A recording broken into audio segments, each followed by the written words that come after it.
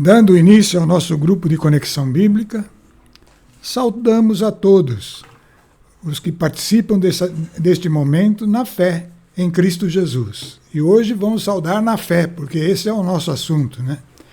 O assunto que nós estamos desenvolvendo como um prefácio, um parênteses, né? Para dar depois continuidade àquele tema, o cristão e a proximidade do final dos tempos, e que está tudo fundamentado no livro do Apocalipse, né? Para tratar desse assunto, o Espírito de Deus nos deu essa diretriz de tratar esse assunto da fé, porque é justamente esse o grande efeito da proximidade, que é visível, né, e sensível da proximidade do final dos tempos. É o enfraquecimento da fé no mundo. E, portanto, nós temos que nos prevenir quanto a isso. O cristão que está aqui, ele tem que estar sempre atento ao mover do Espírito de Deus e não do Espírito do mundo. Se o mundo está tendendo à incredulidade, o cristão tem que tender à fé, né? Por isso o assunto do crescimento da fé é tão importante para nós. Vamos ver se a gente faz essa reflexão hoje com mais calma, com mais atenção, porque é importante para nós, né? É uma coisa que está nas Escrituras, é bem enfatizada e, portanto, um recurso importante para nós. Vamos dar início em nome do Pai, do Filho e do Espírito Santo, colocando-nos na presença de Deus, na fé em Cristo Jesus, esta fé que nos trouxe até aqui, e orando a Deus para que o Espírito de Deus conduza a reunião, para que Ele leve cada palavra, Senhor, por conta dEle, naquilo que ela traz para nós, na bagagem que contém essa palavra, que essa bagagem possa ser de fortalecimento e de crescimento na fé, conforme é o nosso tema. Pedimos isso na graça de Cristo Jesus. É Ele que nos justifica. A nossa fé nele nos justifica e nele temos essa interação com o Espírito, que nos edifica e nos permite falar em nome dele. Amém. Bom, nós vamos dar continuidade a partir do último assunto que nós tratamos na última semana, né? Que é aquele texto da segunda carta de Pedro, né, no capítulo 1, onde ele fala sobre o que deve ser suportado pela nossa fé, né? Aquilo que começa na fé da conversão e deve crescer no cristão. E cresce na mesma proporção em que a fé cresce, porque a fé precisa crescer. Nós vimos que a parábola dos talentos mostrava claramente que Deus espera que aquela fé que a gente recebe gratuitamente na conversão cresça. E como que ela cresce? Então, esse texto aí é um exemplo. A fé, para ser viva, depende de obras. E quais são essas obras, né? Aí está escrito logo no começo. Obras são atitudes geradas por decisões da nossa alma, que Deus respeita, que Deus espera essas decisões. E quais são essas obras quando estamos tratando do assunto da fé? Então, essas obras estão aí, relatadas por Pedro, o apóstolo Pedro, claramente, passo a passo, né? E nós vimos que essas obras são o quê? Um esforço, porque tudo que a gente faz com a nossa própria decisão é um esforço da nossa parte. E ele começa dizendo isso: esforçai-vos quanto possível por unir a vossa fé à vossa fé a virtude. Ou seja, pegar a fé que você tem e unir a ela uma obra, que é a virtude. A virtude, então, se você fizer isso, vai receber uma graça aí, que é a ciência, a revelação. E a ciência a temperança, e a temperança a paciência, e nós fomos tratando disso na última semana, né? Até a paciência, que a gente ressalta que é, na verdade, perseverança. Depois vem a piedade, E unindo a piedade, então, chega o amor fraterno, depois o amor do tipo de Cristo, de doador, caridade, e essas virtudes são o plano de Deus para o cristão, que ele vá crescendo até cumprir o mandamento de Cristo, que é amar como ele amou, né? Por isso, os últimos passos desta caminhada ao crescimento do cristão é o processo de amar como Jesus amou, o amor fraterno e o amor caridade, né? Esses são os dois pontos, que é o amor ágape, o amor do tipo de Deus, que é traduzido como caridade. Então, esses dois aspectos é o objetivo final, né? E se essas virtudes se acharem em vós abundantemente, vocês não ficarão inativos, porque quem ama se entrega, se leva, evangeliza, então, e faz isso no mover verdadeiro, no mover do Espírito, porque para chegar aí, ele cresceu na fé, e isso é obra do Espírito Santo em cada um de nós, né? Portanto, são o que Deus espera de cada cristão. Mas para a gente entender que isso que esse relacionamento entre a obra nossa e obra do Espírito, obra da alma e obra do Espírito, a gente dividiu cada um desses passos e avaliou, então, o que vem do Espírito e o que vem da nossa mente, da nossa alma, né? Primeiro passo, unir a fé à virtude. A obra aí tem uma obra que é da nossa mente mesmo, que é a nossa alma que vai tomar a decisão, né? É a obra de buscar o conhecimento. Virtude é essa busca do conhecimento. Então, toda vez que está lá escrito virtude, você já vai saber. É buscar o conhecimento, não um conhecimento qualquer, não é um estudo de coisas do mundo, é conhecimento de Cristo, né? Buscar o conhecimento do verbo, que é a palavra, né? Então, a gente enfatizou a questão da leitura diária da Bíblia. Isso que vai abrir oportunidade ao Espírito de Deus de falar ao nosso espírito. Falar e nos ensinar a ter a revelação. Pegar essa palavra e torná-la viva. Isso é uma coisa que é marcante nas Escrituras. Começa lá no Gênesis, né? Quando Deus disse, e aí o Espírito de Deus toma aquela palavra e vai criando todas as coisas. Esse processo continua acontecendo dentro da gente agora. Quando nós tomamos a palavra e buscamos esse alimento, nos alimentar com ela, e buscamos refletir, pensar, entender essa palavra, aí o Espírito vem e traz vida para essa palavra, que é a revelação, a ciência, né? Então, a ciência é a revelação do Espírito, mas buscar é a obra da fé, né? É uma obra de fé, não uma consequência. Você creu, então você busca, né? E a revelação é uma obra do Espírito. Revelação do Espírito Santo, que nos faz entender com a nossa alma o sentido espiritual da palavra. Isso é uma coisa que está ali. Por isso que essa palavra de Deus é uma palavra viva, né? Então nós vimos isso daí, e isso vai se repetindo. Unir a ciência à temperança. Nós vimos que aqui, esses dois, eu até vou insistir um pouco nessa parte, porque esses dois passos aí, o primeiro aí, unir a fé à virtude, que é ler a palavra. Quando você está começando a ler a palavra, vão aparecer as revelações. Se você tiver com fé, lendo ali, crendo que é a palavra de Deus, vão aparecer as revelações, né? E essa revelação é do Espírito, mas tem um refinamento para isso, né? E esse refinamento só acontece quando você continua lendo, continua lendo a Bíblia como um todo.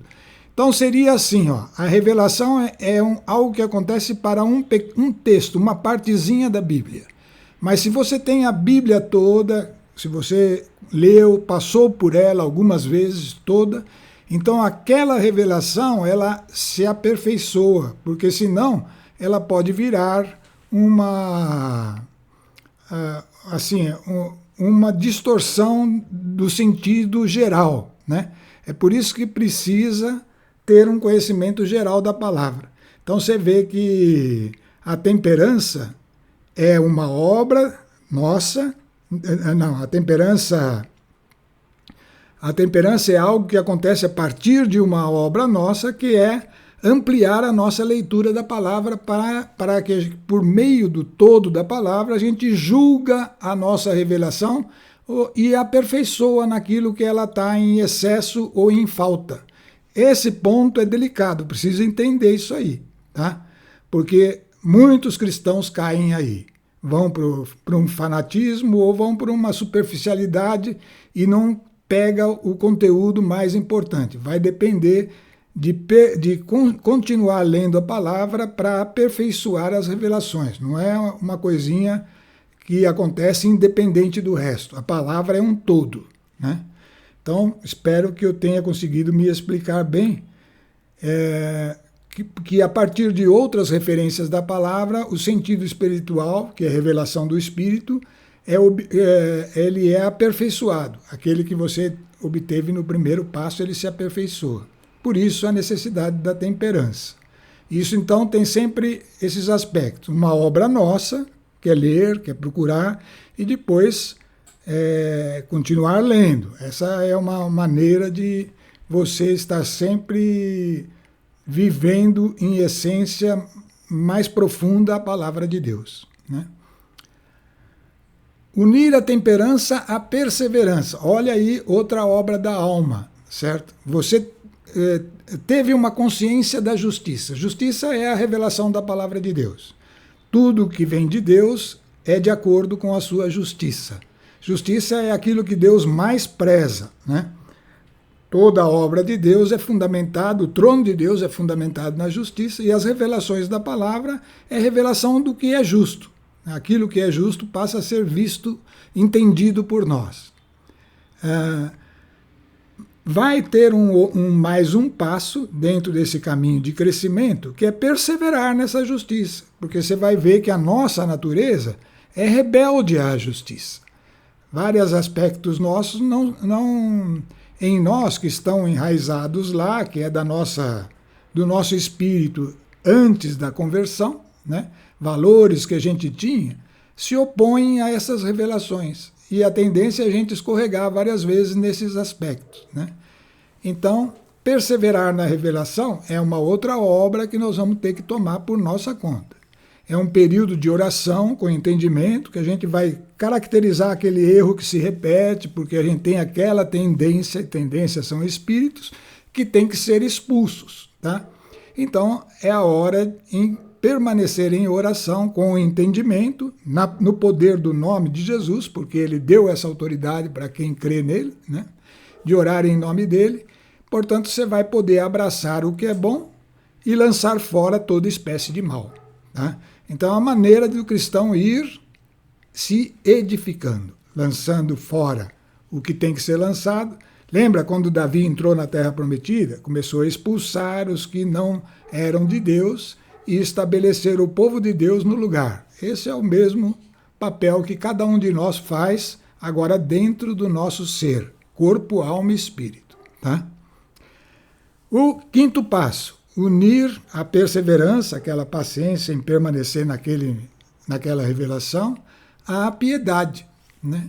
Piedade, então, esse quinto passo é um momento de júbilo, tá? Porque a piedade é obra inteirinha do Espírito Santo. Você fez o teu papel até o quarto passo, certo? E a partir daí, então, você orou com entendimento, tudo, o Espírito de Deus vai fazer crescer em nós a piedade, que é, no fundo, a comunhão com Deus. Essa comunhão traz uma intimidade com Deus. E aí, então, o que vai resultar disso? O sexto passo, que é a piedade, essa comunhão com Deus, vai nos levar ao amor fraterno, ao amor com aqueles que são próximos, um amor verdadeiro, não um amor possessivo, né? Aquele amor do tipo de Deus com os que estão próximos, e isso é uma obra do Espírito, que nos leva a cumprir o mandamento, um mandamento de Deus, que é amai-vos uns aos outros, né? Como eu vos amei, né? E aí unir o amor fraterno ao amor ágape, que é o amor, aquele amor que disponibiliza o cristão a dar a vida pelo outro. Esse dar a vida pode ser propriamente dar a vida mesmo, como for para os primeiros cristãos, né? Mas também pode ser gastar o tempo, dedicar tempo em favor do outro, porque o tempo nosso é parte da nossa vida, né? Então, essa disposição é amar como Jesus amou, né? Então chegou no sétimo passo e no máximo, tá? Muito bem. Tudo aí está falado, parece simples, mas não é simples, pessoal. Porque a gente começa a ler e tem um monte de coisinha que vai se intrometer no meio, tá? Tem muita coisa que vai... Essa é um assunto que agora nós vamos entrar nessa questão, numa questão importante.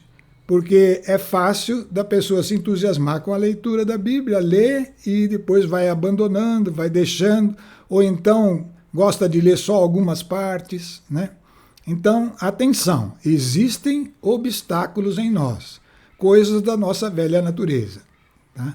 Por isso, todo aquele trabalho que nós falamos é um processo de conquista da terra, tá? É um processo. Mas agora vem o assunto que é importante para nós e para o cristão do final dos tempos. É aqui que está o âmago da coisa, né? Vamos observar direitinho aí essa boa notícia, né? Primeiro tinha uma má notícia, certo? Existem obstáculos na nossa velha natureza que impedem aquele processo de correr tão simples como foi descrito, né? Mas a boa notícia vem em seguida. Existe uma obra, decisão e execução da alma, portanto, é obra da nossa decisão, está dentro da nossa capacidade, não é uma coisa que eu tenho que ter algum tipo de transformação, não, é eu que vou decidir, né? Decisão e execução da alma, que funciona como um trator, isso é uma palavra que eu pus aí, certo? Para chamar atenção mesmo. Funciona como um trator na remoção desses obstáculos que impede nosso crescimento na fé. Esses obstáculos estão dentro de nós, tá? E nós precisamos desse instrumento poderoso, né? Com esse recurso, passamos por todos estes obstáculos contidos em nossa alma com um poder que nos faz mais que vencedores. O que significa ser mais que vencedor? Nós já tratamos disso várias vezes. Ser mais que vencedor é aquele que não teria a condição de ganhar, mas que ganha por uma razão sobrenatural, tá? Então esse é mais do que o vencedor, né? O cara que sabe tudo, vai lá e ganha, ele venceu por força dele. Mas nenhum homem consegue as coisas de Deus por força dele. Ele tem que ser mais que vencedor, ele precisa de algo maior que o leve, na sua fraqueza, a tornar-se vencedor. O percurso dele é maior, né?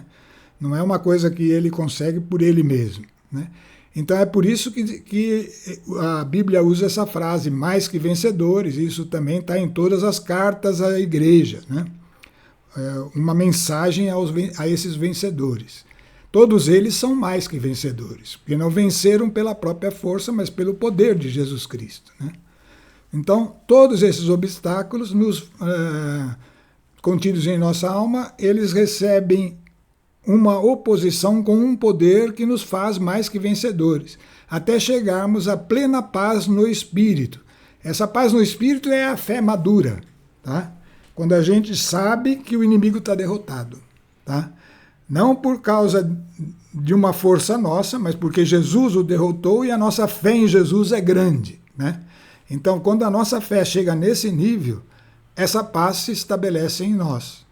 E é isso, um exemplo do Velho Testamento foi Davi. Davi tinha essa paz dentro dele, a ponto dele enfrentar alguém muito maior que ele, muito superior a ele, com recursos muito maior, sabendo que ele estava com Deus.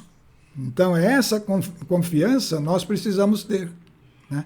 É isso que é ser mais que vencedor. O que está destinado a perder com certeza dos padrões do mundo, vence porque tem algo dentro de si que o capacita, né? Então, nós temos que conhecer qual é esse instrumento aí, o que é esse trator que eu estou chamando aí, que nos vai ajudar. e vai dar força para que a gente supere essas dificuldades, né, que existem nesse processo de conquista da terra prometida, que é a nossa nova natureza. Agora não é uma terra mais, é a nossa natureza se tornar a natureza de Cristo. Tá? Então, estamos entendendo bem qual é a ideia, né? E isso acontece com o crescimento da fé, né? Então, a obra, o crescimento na fé é resultado, é uma afirmação, tá? Depois nós vamos ter que provar isso aí. É resultado de uma maravilhosa interação do nosso espírito com o Espírito Santo de Deus, que pode ser realizada por uma decisão da nossa alma. Olha como Deus faz as coisas. Ele sabia da nossa fraqueza, ele sabia que mesmo com a gente tendo vontade, como eu contei aí, de dar cada um daqueles passos, ainda assim nós nem vamos saber lidar bem com isso. Tá? Então ele criou um meio de nós interagirmos com o Espírito dele, que seria dado, de tal forma que a poder realizar, por uma decisão nossa, uma obra que é maior do que nós poderíamos fazer, né? Então, o crescimento da fé é resultado de uma maravilhosa interação do nosso espírito com o Espírito Santo, que pode ser realizada por uma decisão de nossa alma. Ele deu condição, essa condição depende só disso. Agora aí não tem jeito, pessoal, aí vai depender mesmo da nossa decisão. Vamos entender o que é. É um processo onde a fé deixa de ser apenas uma esperança. Todo cristão tem esperança de ser forte na fé, de conseguir enfrentar todas as dificuldades, superar pela fé em Jesus. Tudo é possível ao que crê, né? Essa é a grande esperança. Mas a gente é uma esperança, mas vai se cumprir, né? Então, esse processo onde a fé deixa de ser essa esperança em nossa mente, portanto, ela está aí na mente, enquanto a esperança está só na mente, né? Mas vai se estabelecer no coração. Aí, quando ela se estabelece no coração, é uma fé verdadeira. É uma fé que remove montanhas, né? Que consegue abrir qualquer caminho. Então, é por isso que é tão importante a gente pensar sobre isso, buscar esse crescimento na fé.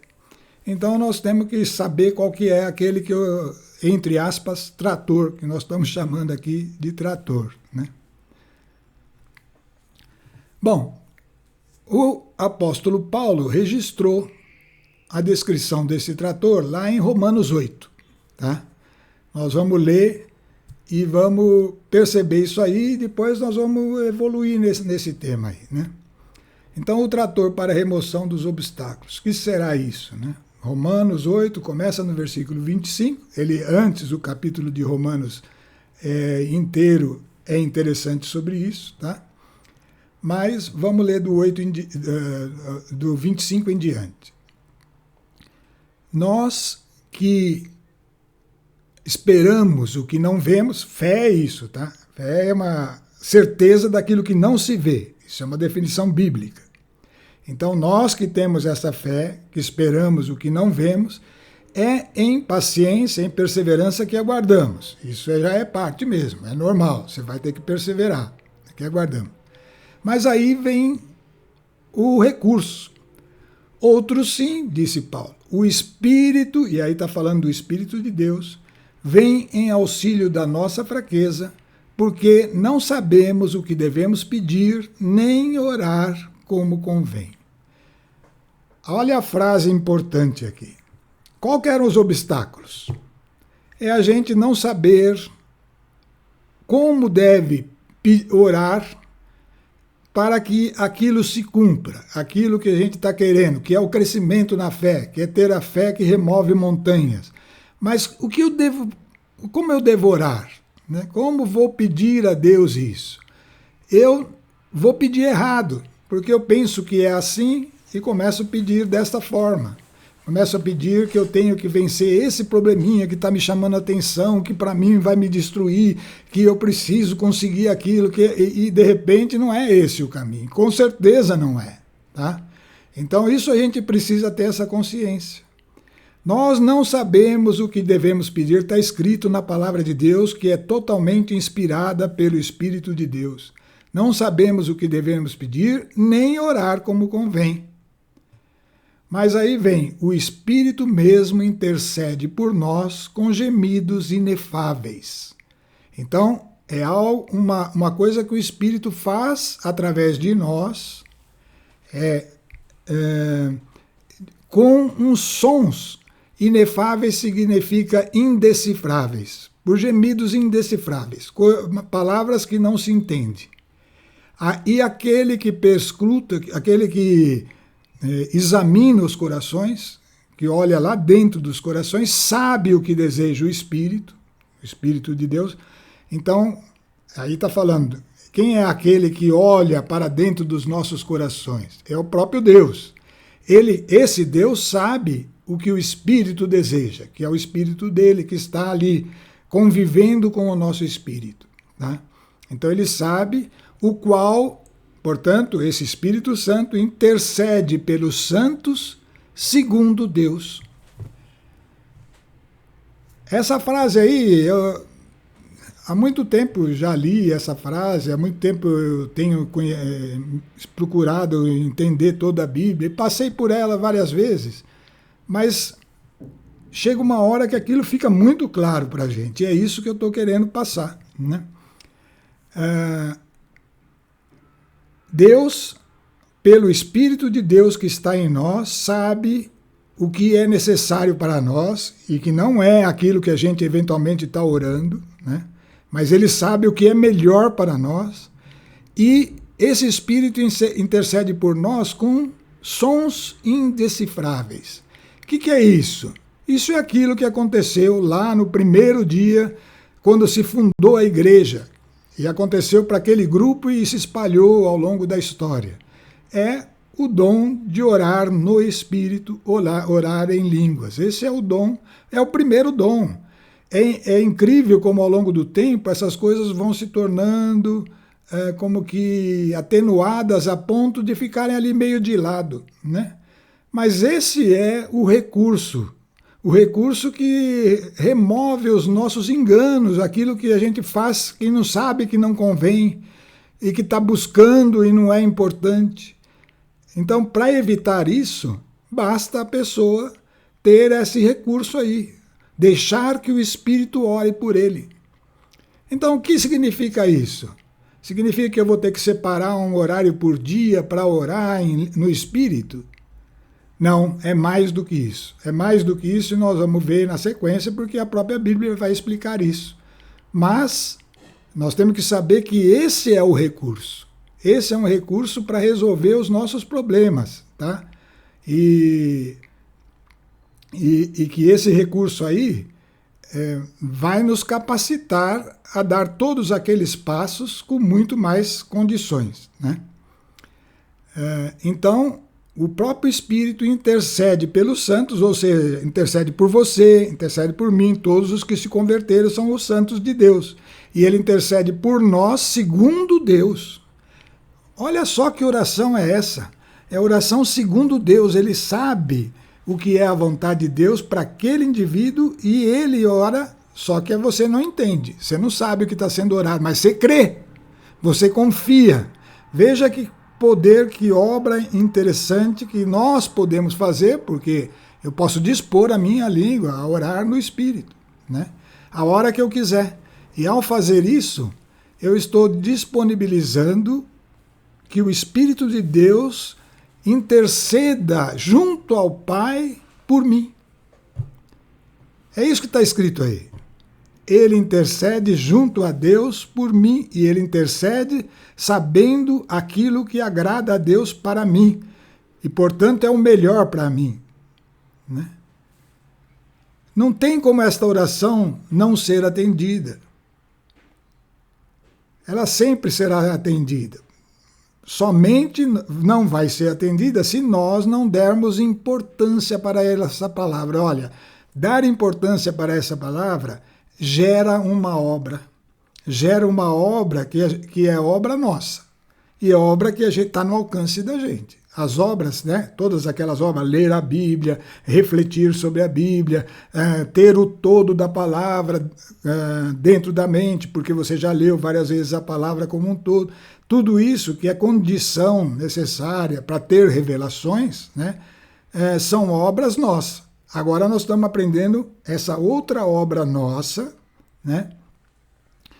E que nós vamos poder realizar, mas a decisão é nossa. Se nós, só não acontece se nós não dermos importância a essa palavra.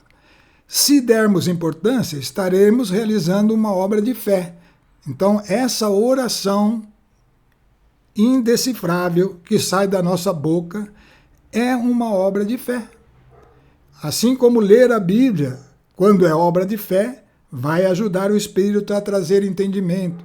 Assim como ter o todo da palavra vai ajudar a você mandar no equilíbrio, na moderação, na prudência, que é a temperança, e vai chegar até aos frutos do Espírito, que são o amor. Tá? É a mesma coisa. Certo? Então, se nós dermos importância, estaremos realizando essa obra de fé. Então ganhou um outro sentido eu orar no Espírito. Eu estou me abandonando à oração do Espírito de Deus dentro de mim, para aquilo que Deus está olhando e vê que eu preciso. E essa oração tem o poder de introduzir aquela verdade de Deus no meu coração. Aí vai sair da minha vontade de crer, mas vai entrar no meu coração como uma convicção. O Espírito nos convence. E a hora que ele nos convence, aí sim eu posso orar com entendimento. Está vendo como é o processo? Eu preciso passar por esse sistema. Por quê? Por que eu tenho que passar por isso? Porque não sabemos orar como convém. Se nós ficarmos confiando no que nós achamos, o eu acho nos atrapalha. Então temos que ter esse recurso. É algo que veio, Jesus falou, é necessário que ele venha, né? Continuando aí sobre isso. A obra é orar sem cessar. Opa, agora complicou, tá? Orar sem cessar é uma decisão da alma, né? Então nós vamos ver que o apóstolo Paulo escreveu isso daí. Ele mesmo que escreveu na carta aos Romanos, né? Aquele método, claramente, na carta aos Tessalonicenses, eram igrejas que estavam na época fortes, as duas, a igreja de Roma, né, uma das primeiras, né? Então, esses ensinamentos foram dados por Paulo, né? Então, na primeira carta aos Tessalonicenses, no capítulo 5, vamos ver o que Paulo escreveu. Viveis sempre contentes, orai sem cessar. Em toda a circunstância, dai graças, porque esta é a vosso respeito à vontade de Deus em Jesus Cristo. Não extingais o Espírito, não desprezeis as profecias, examinai tudo e abraçai o que é bom. Aí sim, é oração com entendimento nosso, abraçar o que é bom. Mas antes tem que vir a revelação. Guardai-vos de toda espécie de mal. Então, abraço o que é bom e jogo fora o que é ruim, porque vem os dois ensinamentos. O Espírito vai, através da nossa oração, vai realçar o que é bom e que eu não tenho ainda, e que eu preciso perseverar para ter, e o que é errado em mim, e que está agindo em mim, e que eu preciso perseverar para sair. Mas é Ele que revela. E isso é um passo de crescimento, tá? E que nos ajuda a crescer na nova natureza, que é sinônimo de crescer na fé. O Deus da paz vos conceda santidade perfeita. Olha, a santificação são os 7 passos definidos por Pedro, né? O Deus da paz vos conceda a santidade perfeita, todo o vosso ser, espírito, alma e corpo, as 3 partes do ser, seja conservado irrepreensível para a vinda de nosso Senhor Jesus Cristo. Fiel é aquele que vos chama e o cumprirá. Então nós temos agora a condição de enfrentar este mundo que tende a um esfriamento da fé, que tende a um engano grande envolvendo todas as coisas, todos os ambientes da nossa existência. Mas temos como reagir sobre isso porque nós temos um ajudador, aquele que foi dado, que veio para isso. Convém a vós que eu vá, disse Jesus. Se não for, ele não virá. Mas se eu for, eu o enviarei. E ele vos ensinará todas as coisas. E como que ele faz? Ele ensina nesse processo. A gente ora aquilo que a gente não sabe o que é, justamente porque se soubesse não oraria, tá? E não oraria por quê? Porque acha que nós temos as nossas convicções, né? E elas não são o caminho. O caminho é Cristo. Então vamos deixar que o Espírito que nos leva pelo caminho de Cristo nos conduzir. Esse é o bom caminho. Não tem outro, pessoal. É o melhor, né? Continuando. Orar sem cessar, uma decisão da alma, né? Lá na carta aos Efésios, ele vai falar da importância... eu esqueci de falar um pouquinho, vamos voltar aqui um pouco. Orai sem cessar. Essa coisa aí, quando eu li a primeira vez, achei que tá bom. Não será... Bom, acho que não dá, né? A gente ficar orando sem cessar. Será que Paulo estava enfatizando, querendo chamar a atenção, preciso orar bastante, né?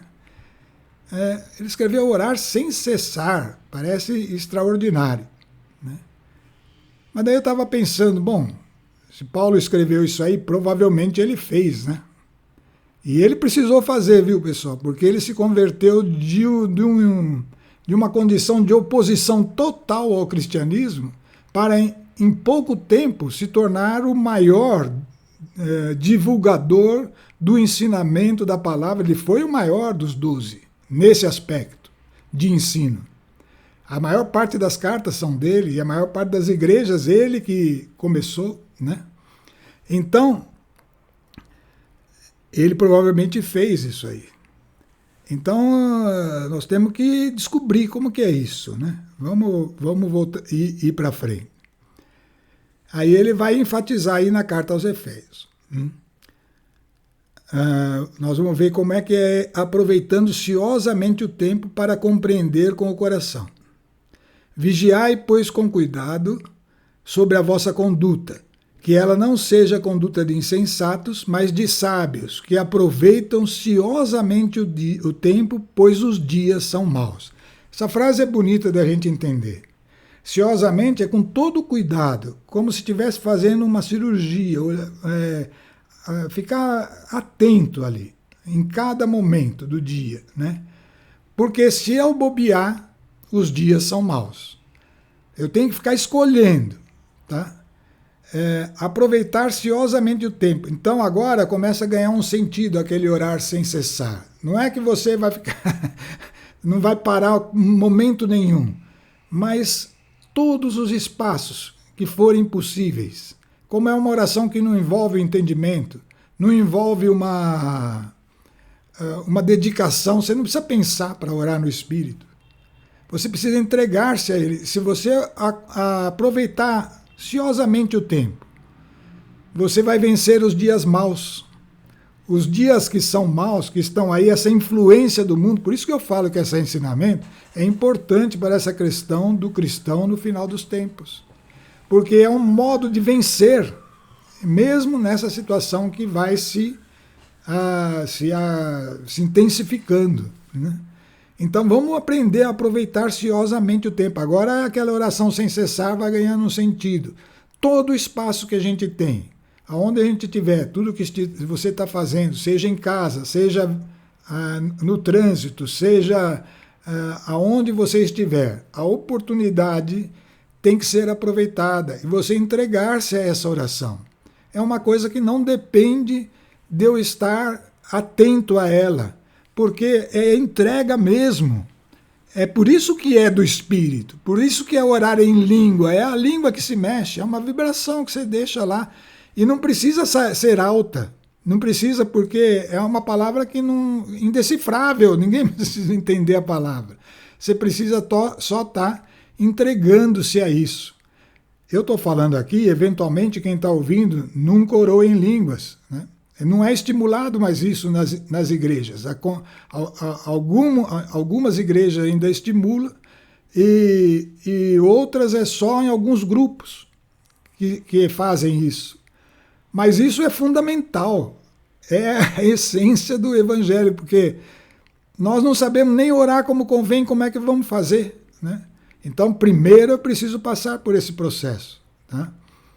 Então, é importante ter esse conceito de aproveitar cuidadosamente o tempo, cada momento, cada espaço vazio, entrega-se a oração no Espírito, tá? Pois os dias são maus, mas nós podemos prevalecer sobre isso. Não sejais imprudentes, procurai compreender qual seja a vontade de Deus. Quem que pode revelar isso? O Espírito que ora segundo Deus. É Ele que vai levar para o nosso coração aquele convencimento do pecado, da justiça e do juízo. Do pecado, vai mostrar os pontos que a gente está incrédulo. Porque o pecado é falta de fé. E, portanto, nós vamos crescer na fé quando a gente vai tomando consciência, e com essa consciência pode orar, aí sim, com entendimento e receber. Porque Deus dá a quem ora aquilo que Ele quer. Se eu orar para pedir o que Deus quer para mim, certamente eu vou receber, né? Então, vamos procurar compreender qual seja a vontade de Deus. Não vos embriagueis com vinho, não busque só as coisas que dão satisfação desse mundo, que é uma fonte, na verdade, de comunhão com o mundo. Mas enchei-vos do Espírito. Então, olha só, eu fazendo isso estou me enchendo do Espírito. Se eu aproveito ociosamente o tempo, dedico-me a isso, dou atenção a isso, tenho isso como meta de estar atento. Isso é vigilância também. Enchei-vos do Espírito. Recitai entre vós, agora já nos grupos, salmos, hinos e cânticos espirituais. Isso tudo bem, é para fazerem em reunião, entre vós. Cantai e celebrai de todo o coração louvores ao Senhor. O louvor também é uma maneira de estarmos permanecendo no Espírito, né?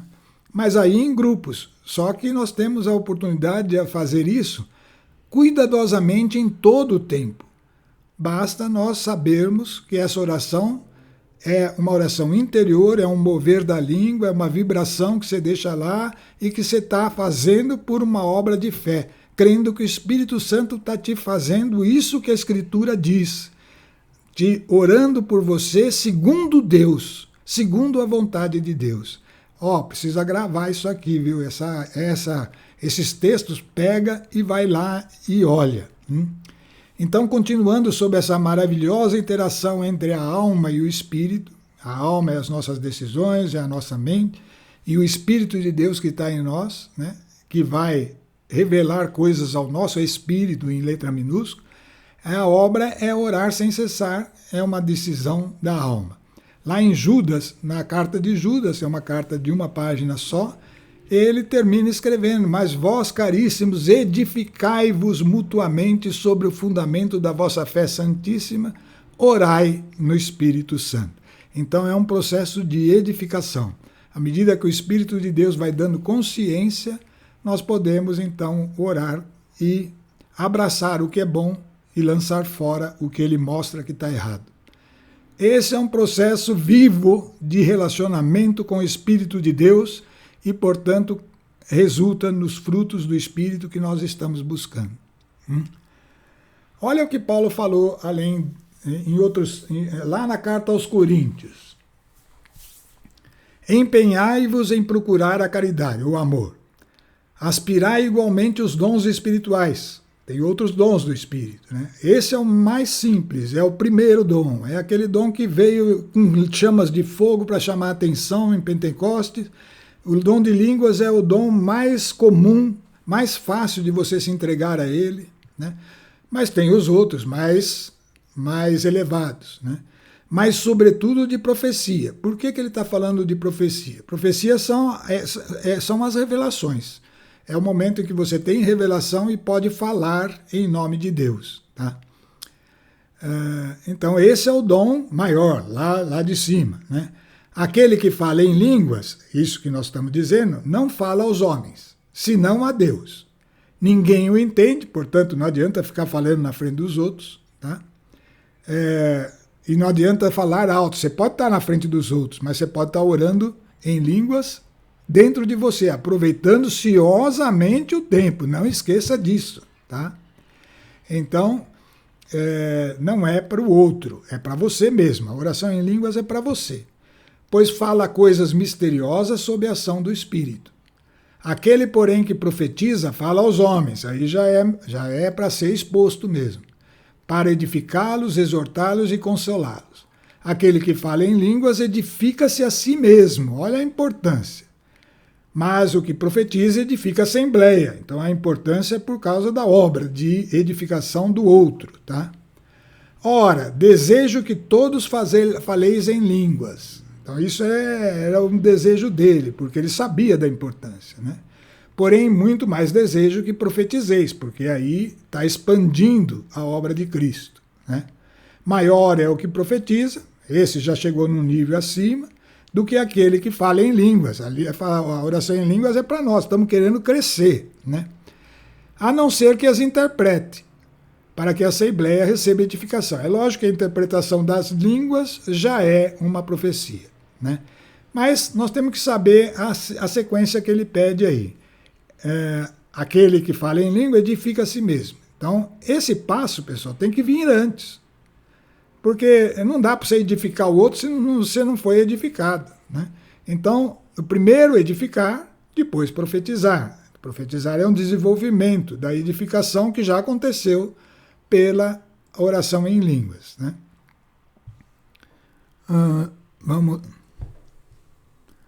Vamos continuar aqui. Continuando. Opa, apertei errado. Por isso, quem fala em línguas, peça na oração o dom de as interpretar. Continuando lá o que Paulo está falando aos Coríntios, tá? O texto continua aí nessa tela agora. Se eu oro em virtude do dom de línguas, o meu espírito ora de fato, mas o meu entendimento fica sem fruto, tá? Então, se eu oro pelo dom de línguas, meu espírito está orando, mas o meu entendimento fica sem fruto. Então, o que fazer? Orarei no Espírito, não é para deixar de orar, porque essa é justamente para o nosso crescimento, mas orarei também com entendimento. É aquilo lá, à medida que vem a revelação, você começa a poder orar com entendimento. Cantarei no Espírito, mas cantarei também com entendimento. E aí ele continua, o texto é grande, mas no versículo 18 ele vai falar uma frase que só aí já mostra a importância disso. Graças a Deus que possui o dom de língua superior a todos vós. O que Paulo estava falando? Ele estava falando aqui aos Coríntios, né? Uma igreja grande da época, né? Ele tinha certeza que ele orava mais em línguas do que todos eles. Isso é ter o dom de língua superior, porque é orar numa dedicação maior que todos os outros. Mas é lógico, para falar na Assembleia, não adianta eu ir com oração em línguas, tá? Mas prefiro na Assembleia, falar na Assembleia 5 palavras que compreendo, para instruir também os outros, a falar 10.000 palavras em línguas. A oração em língua, portanto, aí já é texto que eu estou pondo aí, não é para ser ouvida, mas sim para fluir como uma água viva. É algo que está dentro de nós vibrando, a nossa língua vibrando parece um barulhinho da água, né? Que está correndo, está fluindo. As figuras do Velho Testamento são muito marcantes para mostrar paralelos de coisas que acontecem, espirituais que acontecem no Novo Testamento. Porque lá era uma coisa formal, aqui é espiritual, né? Enquanto que a visão do templo, que do templo saía uma água viva, que brotava por trás do templo, é aquilo que Jesus tinha dito naquela vez na festa, quando falou assim, quem crer em mim, do seu interior brotarão rios de água viva. Essa água viva é a oração no Espírito, né? Então, ela não é para ser ouvida, mas é para fluir como essa água que brota do templo, e como o óleo que alimenta o candelabro. É outra figura da oração em línguas. É o óleo que fica lá mantendo a luz acesa, mesmo que as pessoas em volta não estejam vendo, não estejam escutando. De alguma forma essa luz está brilhando, né? E que deve ser mantido aceso continuamente. Por aí você vê a importância do orar sem cessar. O templo somos nós.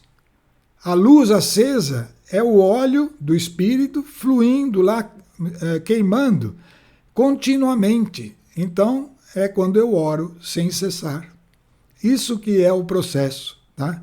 Então, vamos guardando estas coisas, porque é a nossa força para enfrentar o mundo na tendência que está à medida que vão passando os anos, tá? Então tem aí alguns exemplos das ordens do Velho Testamento, que era ordenado aos israelitas, e que tinham a ver com tudo isso que nós estamos falando, que são coisas formais, materiais, físicas, que agora se tornaram coisas espirituais para nós. Aquilo era o que se fazia no templo de pedra erguido, que era uma figura do seu corpo agora edificado por meio do Espírito de Deus. Ordenarás aos israelitas que tragam para o candelabro óleo puro de olivas esmagadas, a fim de manter acesa a lâmpada continuamente. Na tenda de reunião, diante do véu que oculta a arca da aliança, Arão e seus filhos prepararão esse óleo para que ele se queime desde a tarde até a manhã. Ó, oração sem cessar. Em presença do Senhor. Esta é uma lei perpétua para os israelitas e suas gerações vindouras. E é a figura da parábola da Virgem Prudente, que tinha que ter a lâmpada acesa para entrar na hora que o noivo surgisse. O noivo é Cristo, as virgens são os renascidos e que estão aqui e precisam estar com as lâmpadas acesas para o dia da vinda da segunda vinda de Jesus Cristo. Tá? Então, vamos aqui. Agora aqui tem uns textos compridos aqui e nós já estamos adiantados no nosso tempo. Temos aí 10 minutos, né? Tem 10 minutos aqui. Acho que dá para ler. Não vai dar para a gente comentar muito o texto, mas vamos ler. É quase uma curiosidade, é bem bacana, você vai vendo como a Bíblia é um todo, tá? E ela tem ensinamentos de muitas formas. Né? Depois que a gente tem a revelação, e isto é obra do Espírito, fica muito consistente. Né? Isso está na profeta Ezequiel, o livro do profeta Ezequiel. Aqui está falando da água que brota do templo. A mesma água que eu falei, que Jesus disse que sairia daquele que nele cresce. Né? Então, conduziu-me então à entrada do templo. Aí Ezequiel falando que um anjo apareceu para ele e o conduziu, e ele teve a visão de um templo. Eis que as águas jorravam de sob o limiar do edifício, em direção ao oriente. Tá? Essa água escorria por baixo do lado direito do templo, ao sul do altar. E aí continua, né? Eu pulei algumas partes, até o 8. Essas águas, disse-me ele, dirigem-se para a parte oriental, elas descem à planície do Jordão, está dizendo, porque o templo era construído nessa região, né? E elas se lançarão por meio do rio Jordão no mar. Né? Essa água corria até o mar. E é importante essa palavrinha aí, nós vamos ver. Né? De sorte que suas águas se tornarão mais saudáveis. As águas de quem? Do mar. O mar é o oceano, representa o mundo, tá? A extensão do mundo. Né? E essa água que brota do templo, ela corria até o mar. De sorte que suas águas se tornarão saudáveis. Então, para onde está indo aquele fluir destas águas, é aonde ela pode produzir vida. Em toda parte aonde chegar a corrente, todo animal que se move na água poderá viver. Haverá grande quantidade de peixes. Né? É uma figura das conversões. Né? Tudo o que esta água atingir se tornará saudável. E em toda parte onde chegar a torrente, haverá vida. Na praia desse mar estarão pescadores. Olha aí a obra de conversão. Né? E eles estenderão suas redes desde Engandi até Engalim. E haverá aí peixes de toda espécie em abundância, como no grande mar. Então vocês estão vendo que isso é uma figura, e depois que revelado, vai mostrando para nós a importância dessa oração no meio do mundo, que é o mar.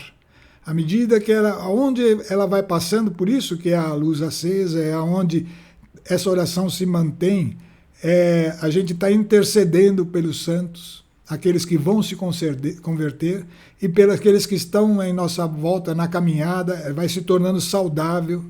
Então a importância dessa oração, né? Eu vou terminar por aqui hoje. Tem 2 textos, eles são compridos, mas eles são só ilustrativos, né? A figura do... Vou só falar rapidamente. Está lá em Zacarias 3, depois se quiser ler, dá para ler, não aqui a gente, mas você lê em casa, né? Em Zacarias capítulo 3, do versículo 10 em diante, ele está falando... do versículo 1 em diante, ficou 10 aí porque é 1, o Senhor mostrou, agora que eu vi, o versículo 1 em diante, está falando do sacerdote Josué, que junto com o Zorobabel, que era o governador, construíram o templo em que Cristo veio, tá? Aquele último templo que foi destruído depois por Roma, né? Então, esses 2 são figuras da gente. O sacerdote Josué o sacerdote é aquele que entrava no Santo dos Santos. A parte nossa que tem comunhão com o Espírito de Deus, ela ocupa o lugar do sacerdote, que é o nosso espírito. Nosso espírito recriado entra em comunhão com o Espírito de Deus. Portanto, ele faz o papel do sacerdote. E o Zorobabel, que era o governador, que é o próximo texto, ele é esse aqui, ó, Zorobabel, governador, que junto com Josué edificaram o templo, foram os responsáveis. Esse aqui é aquele que edifica, que faz a obra, que dava ordens para fazer a obra. Então, esses 2 textos mostram figuras que são interessantes, né? Porque aqui o texto fala como que estava Josué. Josué estava com roupas sujas, e foi trocadas as vestes. Então é o espírito sendo tirado fora o que tem de ruim e colocado o que tem de bom, né? E Zorobabel vai falar que ele era amparado por 2 canais, 2 dutos que saíam de 2 oliveiras, era uma visão que eles viram, de 2 oliveiras, e que vinham e que alimentavam o candelabro. E aí o anjo pergunta para Zorobabel se ele sabia o que era aquilo, né?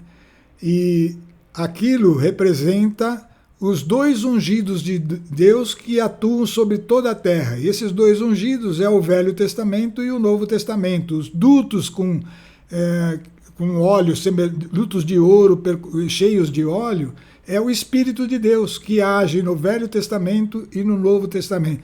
Então são figuras bonitas que mostram para a gente a importância do Espírito Santo e da nossa decisão, que é Zorobabel, a decisão, e do nosso espírito sendo edificado.